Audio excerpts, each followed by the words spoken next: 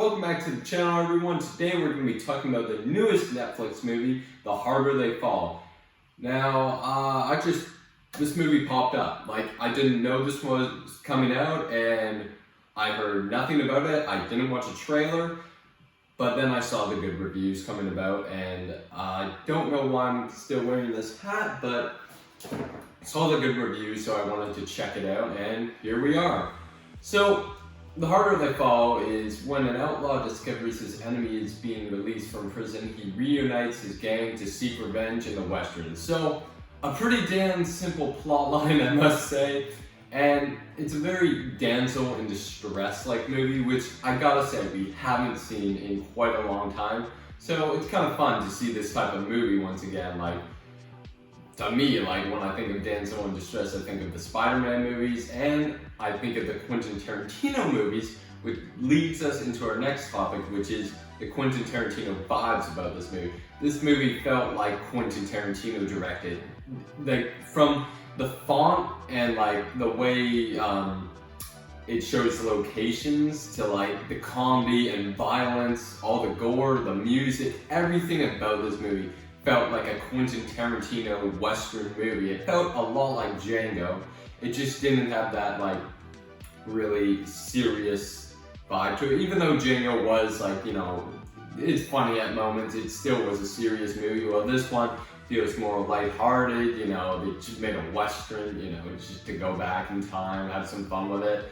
And I could tell this movie was the people involved with it had a lot of fun while making it. It just looks like a lot of fun while making it. But I just felt like this movie really felt stylish in the way that everything felt so Western. I mean, it did look really cold outside when they were riding their horses, but it was so stylish, and it was so good to see a violent Western movie. Nowadays we get PG-13 Western movies, and I gotta admit, I don't really like them. I kind of find them boring and generic. Well, when you get a violent rated R Western movie, you're just laughing when someone's head gets blown up, blood goes flying on other people. I love that when they do that with a Western movie, because it really makes the movie more fun when you put an R rating to it. It makes viewers enjoy it more. And I know you might be cutting a little bit of money because kids can't go see it or families, but still, it's why not do it just to have, it's for the audience, to make it more fun. And even if a kid sees the movie and it's PG-13, he might not still like it.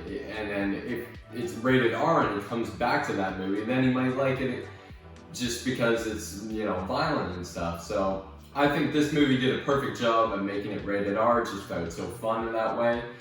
I want to talk about the cast. They had a wicked cast going into this movie. They had Jonathan Majors, Idris Elba, and a whole bunch of other people that, I'm sorry I forgot their names, but I've seen them in other movies. The girl was in Deadpool 2, Joker, Mary was her name in the movie.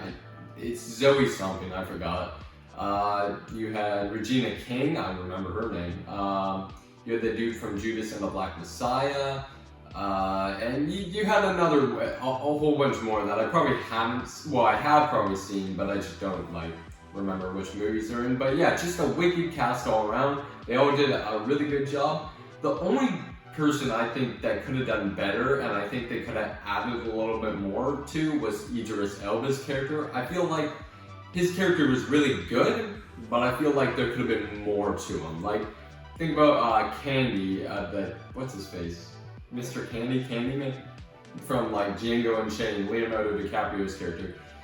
He felt like a really villainous character. Well, Idris Elba, he feels villainous, but not at Leonardo DiCaprio level. And I feel like they could have just extended Idris Elba's character. They were building him up to make this big bad dude, but he didn't really do that much, to be honest. And you didn't really get to see him.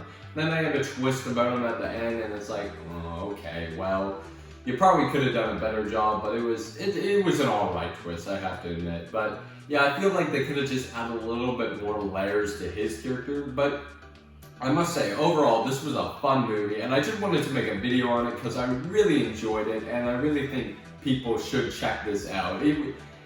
it was like Quentin Tarantino, and we haven't really seen like one of these type of Quentin Tarantino movies since like Django or The Hateful Eight. I'm more pointing to Django, but Django and Inglourious Basterds it felt the most like. But anyways, yeah, I'm going to give my rating for this movie. I'm going to be giving this movie an 84% out of 100. This is a really great movie and gets a good old-fashioned cooked egg. I really like this movie. I thought they did a really good job. I feel like it might have been a little bit too long, but then also I feel like Idris Elba's character could have been added onto a little bit more. But overall, fun movie, and I think you guys should check it out. So, thanks for watching, and see ya!